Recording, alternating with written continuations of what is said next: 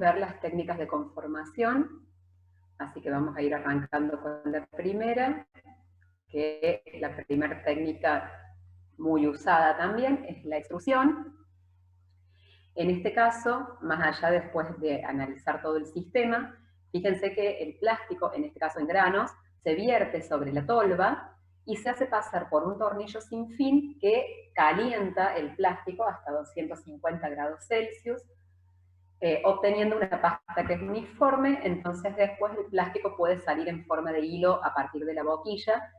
Se suele usar este método más que nada con los termoplásticos porque la temperatura que se alcanza es una temperatura muy alta que algunos termoestables los puede descomponer. Entonces fíjense que tenemos por supuesto un motor que es el que acciona el tornillo sin fin, entra el plástico granulado a partir de la tolva.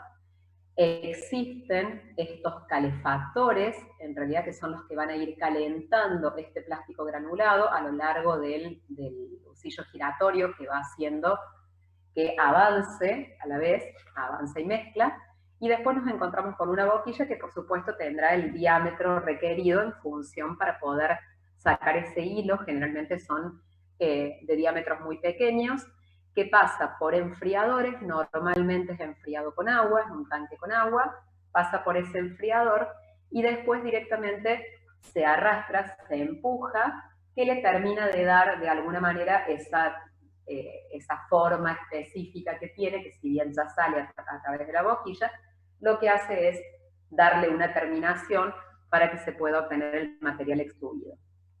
Entonces, si tenemos que analizar cuáles son las variables del proceso más importantes en la extrusión, por un lado vamos a tener que hablar puntualmente de la composición que tenga el material plástico granulado que va a ingresar y del porcentaje de humedad que tenga, porque un material muy húmedo va a terminar empastando la máquina. No se olviden que si vamos a estar trabajando con calefactores a 250 Celsius, si tenemos humedad en esto, entonces va a entrar automáticamente a generarse vapor y ese vapor lo vamos a tener que sacar como una corriente de pura. Por otro lado, lo importante indudablemente en todo esto va a ser la fuerza de acción, la potencia del motor para que genere esa presión sobre el lucillo. Vamos a tener la temperatura, que decimos se puede calentar hasta 250, en muchos casos con mucha menos energía calórica es suficiente, alcanzar menores temperaturas es suficiente, todo va a depender del tipo de plástico que estemos poniendo. Y por otro lado, el tiempo que tengamos de exposición dentro específicamente dentro de la extrusora, el tiempo de exposición que está en función indudablemente de la longitud del lucillo en particular y del caudal de ingreso que nosotros tengamos para manejarlo. Esas serían las variables más importantes en este proceso. Para que vean, algunas extrusoras industriales siempre van a ser, por supuesto, mucho más largas que anchas en particular. En todas vemos la tolva de ingreso y, por supuesto, todo se controla mediante control automático, justamente para aquellos puntos críticos de control, dependiendo del plástico que esté ingresando. Un mismo equipo extrusor puede actuar para diversos plásticos, entonces lo que se hace es fijar y controlar después la temperatura para que podamos ingresar distintos tipos de materiales. Bueno, cuando nos vamos al moldeo, dijimos que moldeos teníamos distintos tipos de moldeo. Uno de los moldeos es el moldeo por compresión. En este caso, el material, que es en forma de polvo o en forma de gránulos, se va a incorporar, digamos, en un molde denominado la hembra del molde. Fíjense que acá en el dibujo lo tienen. Esta es la hembra. Entonces, este es el molde macho. Tenemos una preforma específicamente, que es como nosotros queremos lograr ese producto. Entonces se comprime con un contramolde macho que ingresa. Por ejemplo, yo podría tener una hembra de esta forma y después el macho, mientras se va calentando el material. El material lo que va a hacer es indudablemente adoptar la forma que tiene por la compresión de ambos moldes. Posteriormente se lo refrigera y se extrae la pieza ya conformada. Esto puede durar desde 40 segundos hasta 5 minutos en función del tipo de producto que nosotros querramos lograr. Entonces todo lo que es el sistema de prensado, fíjense que esta parte del sistema de prensado es la que genera justamente la presión, y acá tenemos las 3 etapas específicamente. La compresión primero, la pieza fabricada que se enfría dentro del molde, y después expulsar la pieza.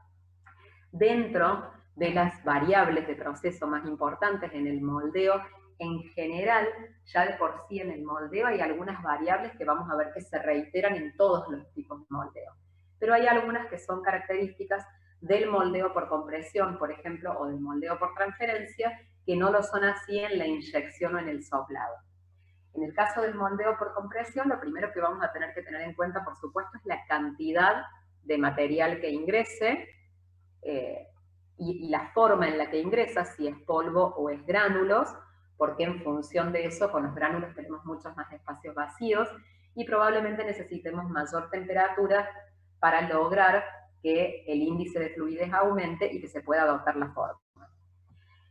Otra de las variables importantes es la mínima cantidad de energía requerida para poder hacerlo, es decir, la energía calórica requerida para que eso pueda ocurrir. Vamos a tener, por otro lado, el tiempo mínimo que necesitamos de calentamiento, así como el tiempo mínimo de enfriamiento para que podamos expulsar la pieza y que no se modifique la forma. No hace falta que la pieza alcance una temperatura ambiente para poder ser expulsada del sistema de moldeo, sino que en realidad solo bajando la temperatura y controlando justamente en función del tipo de material que pongamos, saber a qué temperatura ese material comienza a ser muy maleable. Nosotros necesitamos bajar la temperatura por debajo de esa para justamente evitar que en los pasos posteriores se pueda deformar la pieza. Vamos a tener, por supuesto, la presión, es decir, de alguna manera la fuerza aplicada sobre eso para lograr específicamente que se forme la pieza, la temperatura a la cual vamos a estar trabajando, y por otro lado tenemos como variable importante el diseño del molde. ¿Por qué? Porque el diseño que nosotros le hagamos me debería brindar una posibilidad de un rápido enfriamiento posterior. Entonces, si tiene demasiado espesor, o a lo mejor si tiene muchas partes que no sean tan simétricas, lo que va a hacer es que me demore más la etapa de enfriado, entonces se empieza a trabajar con un sistema que económicamente no es tan viable como a lo mejor hacerlo mediante alguno de los otros métodos. Bien, otro de los métodos que tenemos es el moldeo por soplado, característico para las botellas, por ejemplo, trabajarlos por soplado, que fíjense que en este caso el plástico que sale de la boquilla de la extrusora se introduce en el interior de un molde y se le inyecta aire a presión. El plástico entonces lo que va a hacer es expandirse adaptándose a la forma que nosotros tenemos en el molde. Normalmente las botellas u otro tipo de recipientes, algunas macetas se hacen por soplado también. Este método se aplica exclusivamente con los termoplásticos, que son justamente los más flexibles. Entonces fíjense que lo que introducimos en el molde es la famosa preforma. Esa preforma, que en realidad sale de una máquina extrusora, porque nosotros dentro de la extrusora podíamos tener un hilo específicamente, o lo podemos sacar en forma de caño, es decir, que sea hueco adentro. Entonces, lo que se coloca es específicamente la preforma. Vamos a tener la inyección de aire a presión, de manera que la preforma empiece a adquirir, a llegar a cubrir todos los espacios que tenemos en el molde, y una vez que ya se obtiene específicamente la forma correspondiente, se abre el molde, y fíjense que siempre cualquier botella, van a ver que en la parte inferior de la botella tiene siempre como un hilo de lo que es la rebaba específicamente, que es la que se le tiene que extraer después, porque es parte de lo que queda de exceso, de alguna manera, con respecto a la preforma.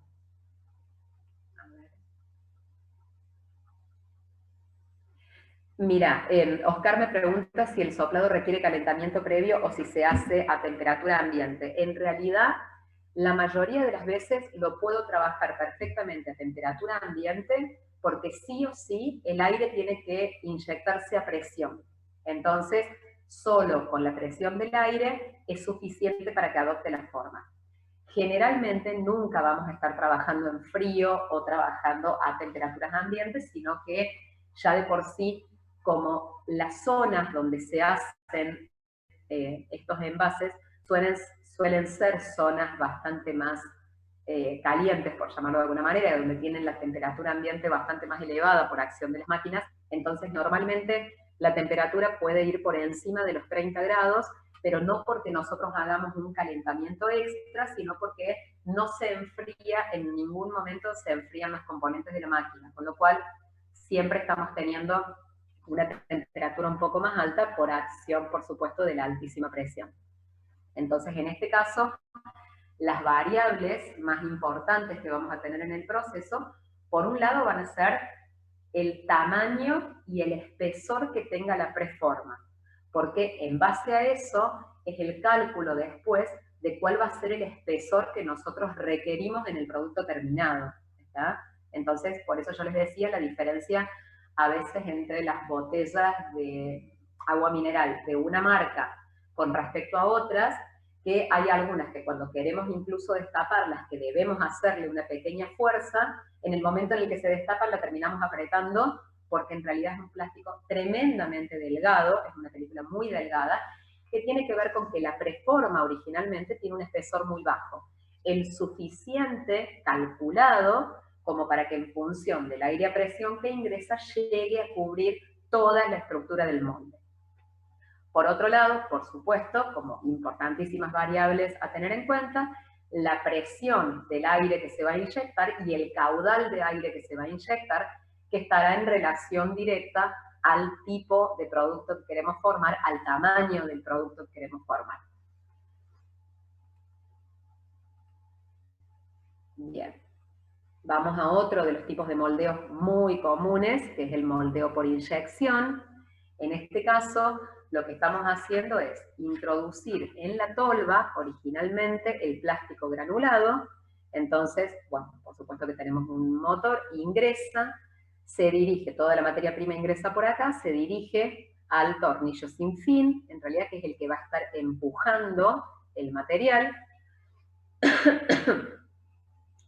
dentro de un molde que está refrigerado con agua después para que solidifique, es decir, que nosotros salimos de acá del usillo con alta temperatura, por eso está en rojos, y después pasamos específicamente a trabajar con inyectarlo dentro de un molde que generalmente está refrigerado con agua, de esa manera solidifica, se enfría y se puede retirar.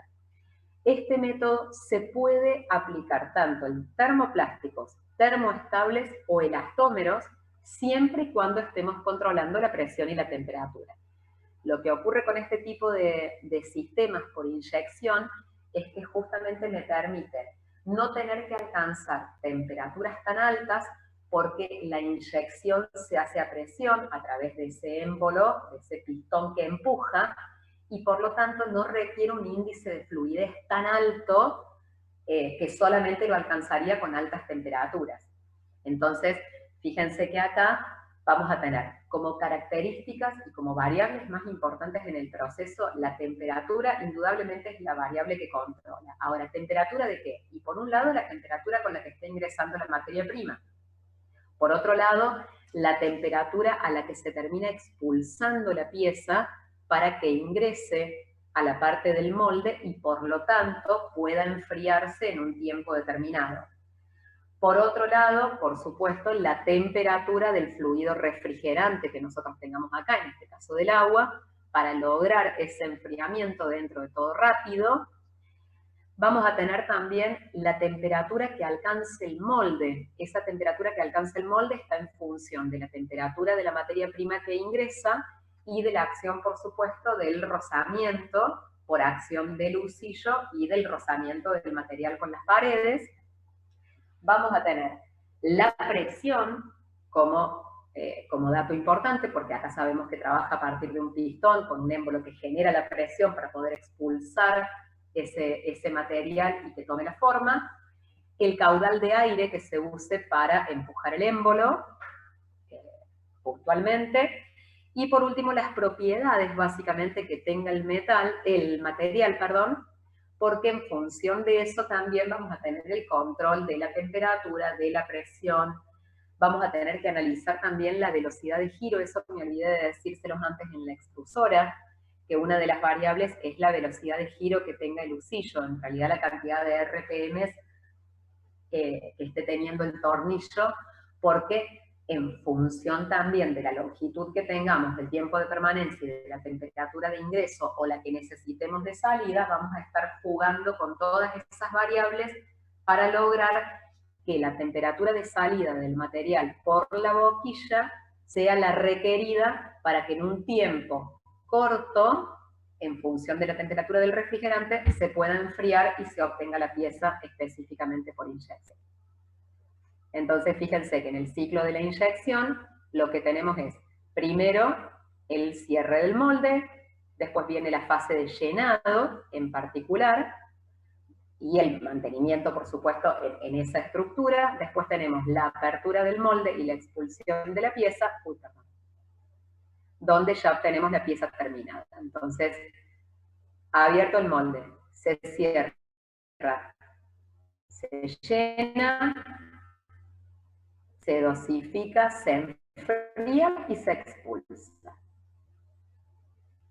¿Como cuál? Moldeo por transferencia, que yo les decía que de alguna manera es muy similar al moldeo por compresión, pero en este caso la diferencia radica en que el plástico lo empuja un émbolo al interior de un molde que después lo distribuye en distintos canales, en particular, que se termina hablando de un canal de distribución en forma de racimo, que tiene la particularidad de hacer varias piezas a la vez en el momento, por eso es que normalmente se utiliza para fabricar grandes series de piezas.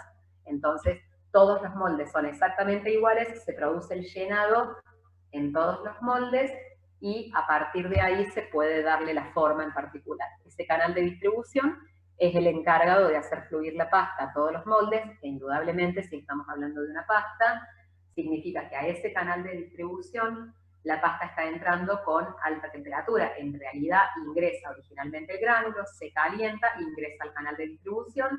El canal de distribución lo distribuyen todas las terminales. Esas terminales son las que tienen la forma que necesitamos y a partir de ahí se obtienen varias piezas en simultáneo.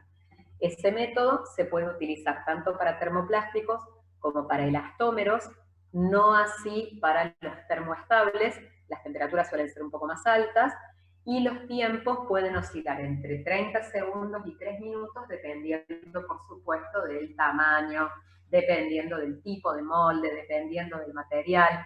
Entonces, yo les decía que la mayor cantidad de variables importantes que nosotros tenemos en un moldeo por compresión, como es, por ejemplo, la cantidad de material que pongamos, la cantidad mínima de energía que necesitamos calórica para que se alcance el índice de fluidez y pueda ingresar perfectamente, la presión, el tiempo que tengamos de calentamiento y después el tiempo de llenado y el tiempo de enfriamiento, son todas variables del moldeo de transferencia que, repito, son el mismo estilo que las variables asociadas al moldeo por compresión, porque en realidad no es más que eso lo que se hace, con la diferencia de trabajarlo, se dice por transferencia porque lo que estoy haciendo es distribuir la pasta en diferentes moldes en simultáneo. Otro de los métodos, terminamos con los que son moldeos, en realidad es el calandrado, que yo les había dicho que decirle calandrado o laminado es exactamente lo mismo, hablar de una máquina laminadora o una calandria es lo mismo.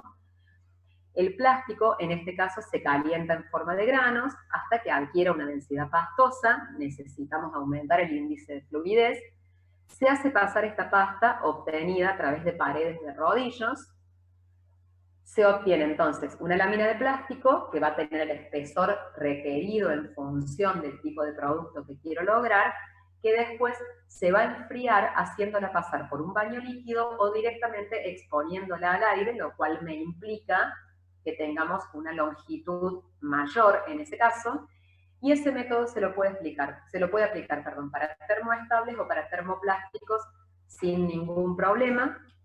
Entonces, fíjense que en estos casos, si nosotros partimos de una extrusora, entonces va a empezar a pasar esa pasta, va a empezar a pasar a través de rodillos que tienen específicamente el espesor requerido, que van a girar siempre en sentidos contrarios, como siempre que estemos trabajando con rodillos. Empieza a salir la lámina, que igual en este punto todavía tiene alta temperatura, entonces cuando hace el último paso por esta serie de rodillos, son las que, como les dicen en la imagen, es la que regula específicamente el espesor que va a tener, y después pasa por, específicamente, acá vamos a tener o el baño de pasar por un baño de líquido, un baño de agua en particular, o expuesto a la corriente de aire hasta que llega a la zona del corte para regular las medidas que queremos y recién después puede ir al almacenamiento.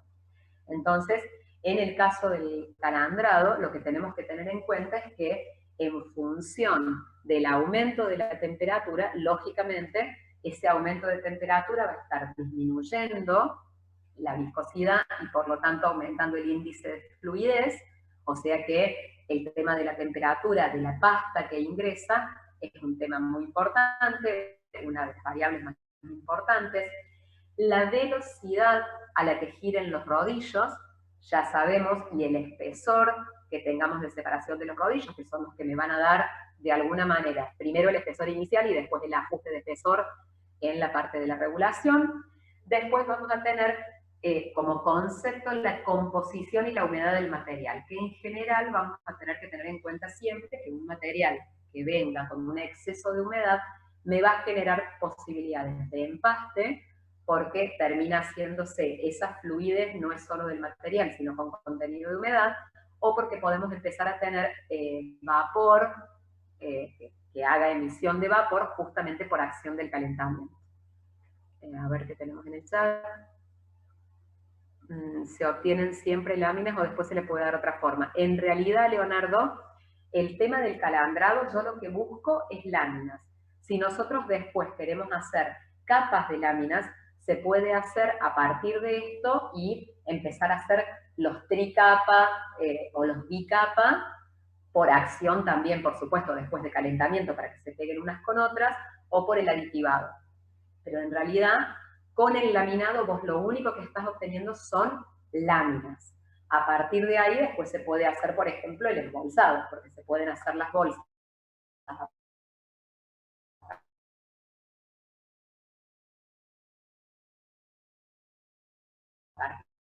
de esas láminas, se llama de abandrado, pero en círculo, que ya me da un diámetro. Entonces sale el tubo completo. Y lo único que nosotros tenemos que generar son los cortes y después los pliegues por acción de la compresión en calor, en caliente.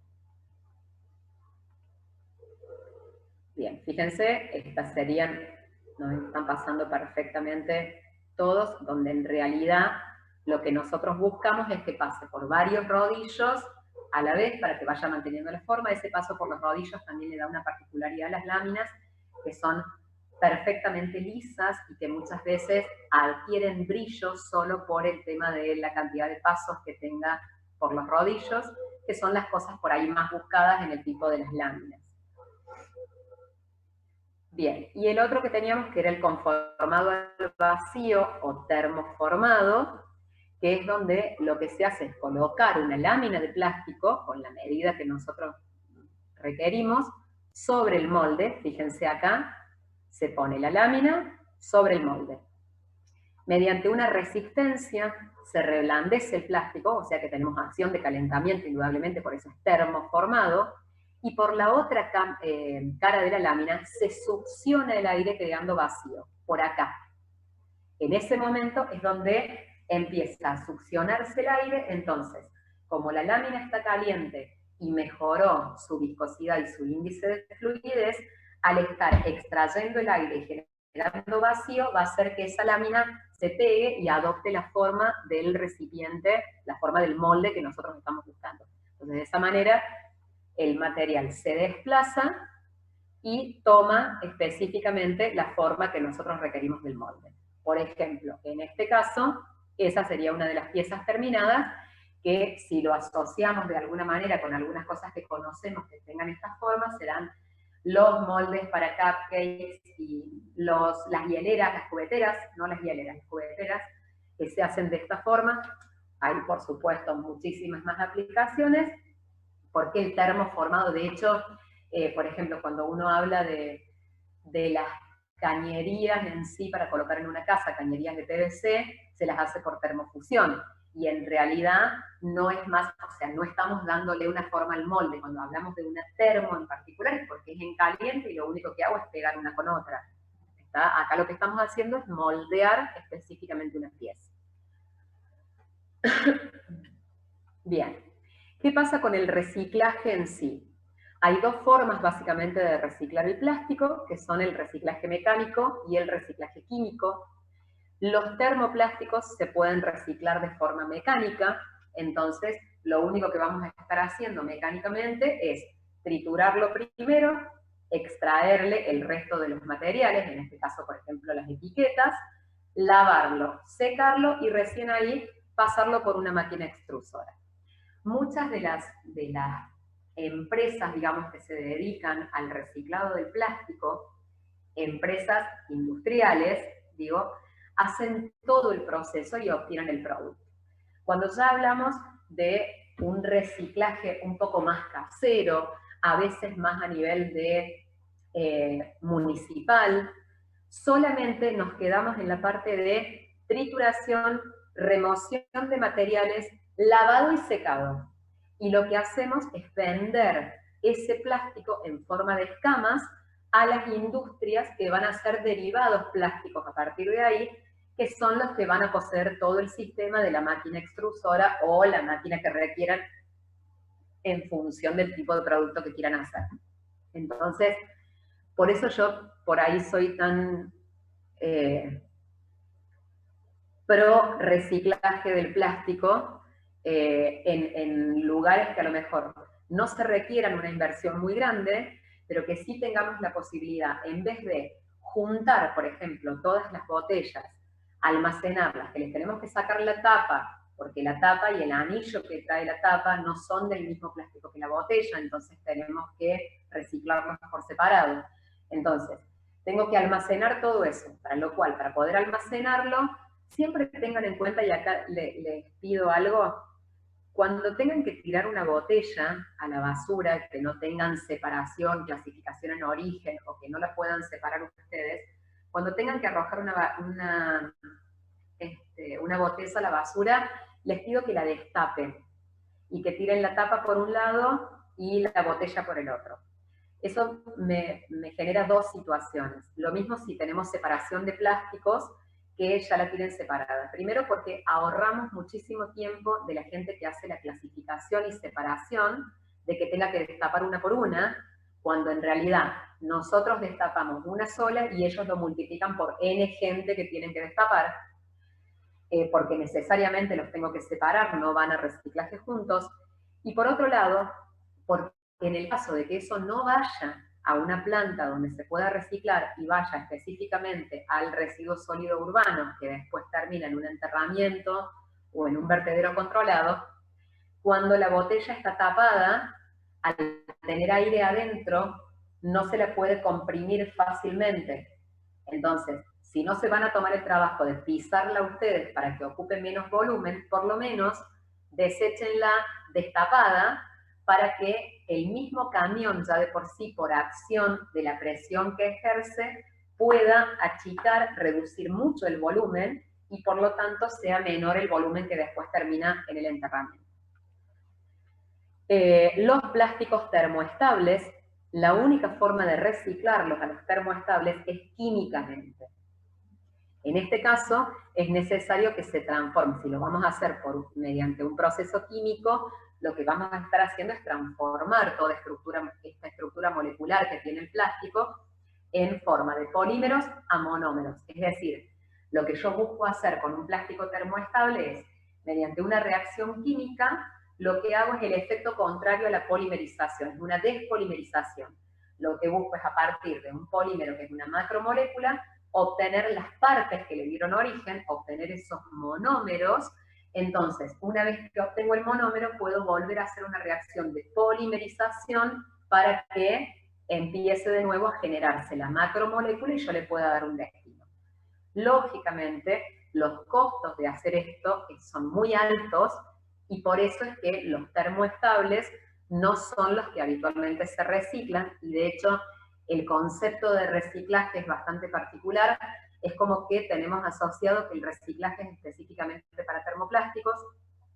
No significa que no se puedan reciclar los termoestables. Sí quiero que les quede perfectamente la diferencia. Un termoplástico lo puedo reciclar solamente aplicándole operaciones unitarias. A un termoestable le tengo que aplicar procesos unitarios. Requieren reacciones químicas que me van a modificar la estructura molecular del compuesto. Dentro de lo que es el reciclaje mecánico, entonces nosotros tenemos el objeto a reciclar, se lava, por supuesto, se muele o se tritura, básicamente. Esas pasan a través de una tolva donde se van a combinar o no con distintos materiales, con distintos colores, por eso también se diferencian los colores para ver lo que vamos a querer hacer. Y a partir de ahí, la primera opción, la más simple, máquina extrusora. Lo paso por una extrusora, genero las nuevas piezas y a partir de ahí puedo empezar a transformarlo en distintas cosas. Por ejemplo, en la preforma específicamente para las botellas. Si no, lo que yo les comentaba recién, muchos terminan el proceso acá, donde solamente requerimos de un lavado, exposición al aire para que se seque, trituración y embolsado. Y con eso es suficiente para reducir muchísimo el volumen del acopio que tenemos.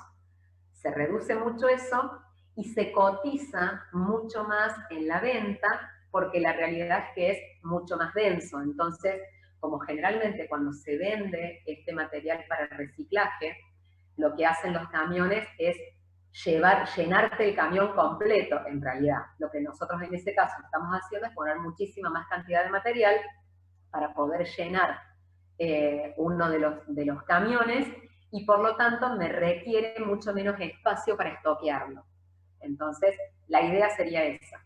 Fíjense que indudablemente voy a tener que hacer previamente una selección, tengo que sacarle después los restos que queden de etiquetas, entonces por eso es la idea, ya acá entró correcta, básicamente, sucia, pero correcta. Solo lo que tenemos que pasar después a la máquina trituradora. Bien, pasamos a la última clasificación de los plásticos, que son los elastómeros o cauchos, llamados cauchos de manera general.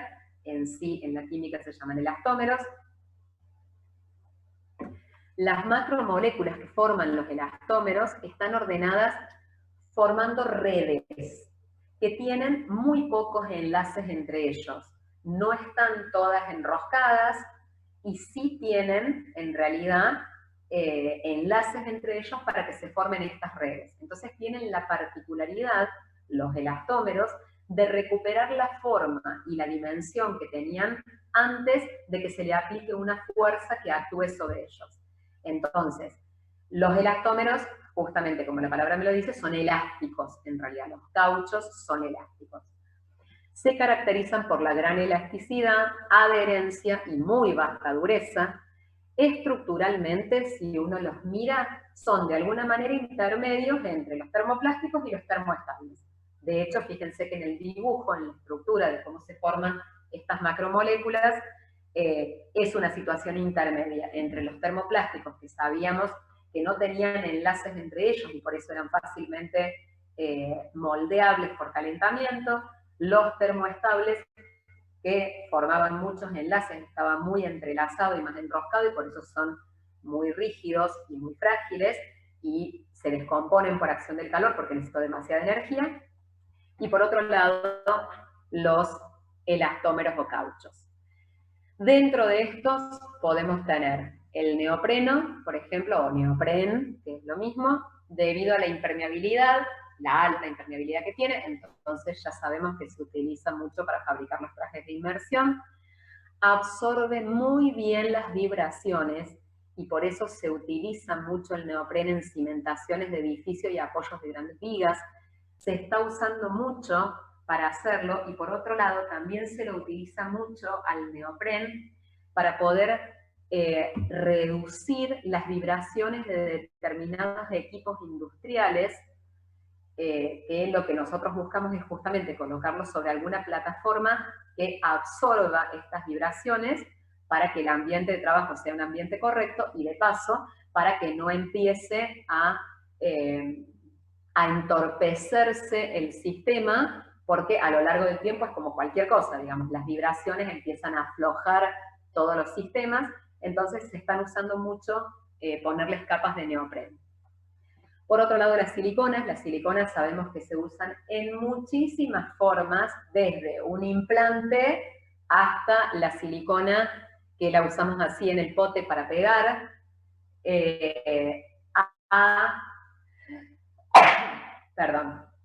a los moldes puntualmente de silicona, que se están usando un montón ahora, estos moldes de silicona que van expuestos a altas temperaturas porque van directamente al horno.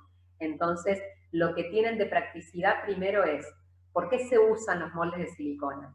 Por la posibilidad de guardado, porque me implican mucho menos espacio de guardado que si tuviésemos todas esas placas rígidas de estructura metálica o de vidrio, porque son irrompibles, son muy fáciles de limpiar, se secan muy rápido, no absorben los olores, y por otro lado, habitualmente lo que tienen, y por eso se usan mucho para la pastelería, tiene que ver con la facilidad del desmolde. Justamente, al ser un molde flexible, me permite mejor aún desmoldarlos. En este caso, estamos hablando de polímeros que incluyen el silicio, junto con el carbono, hidrógeno y oxígeno, y en ocasiones pueden tener algunos otros elementos químicos. Son muy resistentes al ataque de agentes químicos y de los agentes atmosféricos y poseen gran elasticidad. Debido a sus múltiples propiedades, tienen usos tan diversos como el sellado de juntas, lubricantes, aplicaciones médicas como en el caso de los implantes, utensilios de cocina o en el uso como aislamientos térmicos. Y esto es porque justamente soportan perfectamente altas temperaturas, y al no provocarse fácilmente el ataque de un agente químico, es por eso que se lo puede emplear como implante, porque en realidad nada que tengamos en el organismo le provoca rechazo frente a ese material, porque ninguna de las sustancias que poseemos nosotros en el organismo ataca a la silicona. Y es por eso que se mantiene a lo largo de muchísimo tiempo, se mantiene con la misma forma, salvo por supuesto que haya habido alguna falla puntual y que por eso pueda llegar a perforarse. Bien, ¿qué pasa con el caucho sintético y el caucho natural? Que son dos cosas completamente distintas. Cuando estamos hablando del caucho es un hidrocarburo elástico que, más allá del nombre que se llama cis 1,4 poliisopreno, que en realidad es carbono 5, hidrógeno 8, facilidad de ver la fórmula, difícil el nombre. ¿Qué significa esto del poliisopreno? En realidad, el isopreno es el monómero. Ese isopreno tiene la particularidad de tener dos dobles enlaces, uno está en el carbono 1 y el otro está en el carbono 4. ¿Y por qué dice cis adelante? Porque cada vez que nosotros tengamos un doble enlace, y algo de eso hemos hablado en la parte de aceites, porque hablábamos de las grasas trans o de las grasas cis, es cómo se localizan en el espacio. Entonces, en particular, en una disposición cis, lo que tenemos es que por encima del eje se encuentra el mismo tipo de grupo funcional que lo acompaña. Si tuviésemos uno acá y el otro acá, sería posición trans. Es solo por eso.